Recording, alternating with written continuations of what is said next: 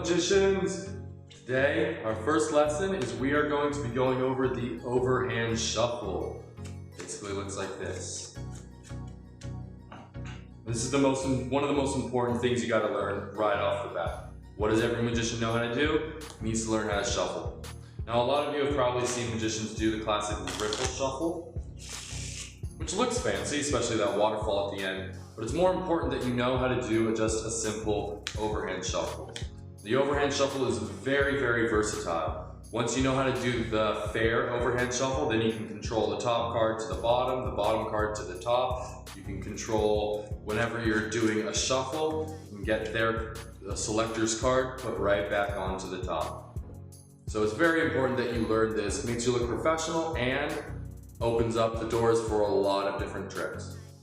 Now this is a fairly simple shuffle to do. That's why I want to teach it first. So first of all, you're going to hold it in, if you're right-handed, in your right hand, left-handed in your left hand. I'm right-handed, so I'll be holding it in my right hand. The top short end of the deck will have your pointer, middle, and ring finger resting here at the top. Your thumb is going to be here on the bottom of the deck. What you're going to do is you're going to be feeding off cards into your left hand. Now before we start doing that, what I want you to do is take your left hand and relax it. Have your pinky and your pointer finger completely relaxed. And what I want you to do is place the cards in between your pinky and your pointer finger. This is where the cards are going to be when you feed them off. As you're feeding them off, they will get put into this position, so at the end you are holding the deck of cards. So as we get into this, what you're going to do is hold the deck in the previous position that I talked about. What you're going to do is you don't want to have it straight up and down. So not like that, not straight up and down. What you want is a little bit of an angle when you're doing it. The cards should be coming in at an angle. So what you're going to do is you're not pulling the cards necessarily. What you're doing is when your hand comes down, remember your pinky and middle finger should come in between those. Your thumb simply makes contact with the top of the deck. Now it's not pulling, what it is it's the motion of bringing the deck back up that causes these cards to fall down. And then you just keep repeating that.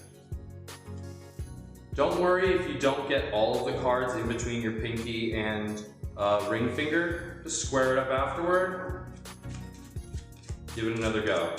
At first you're going to be really messy about this. I had cards all over the floor when I first started learning this. You don't got to worry about that in the beginning.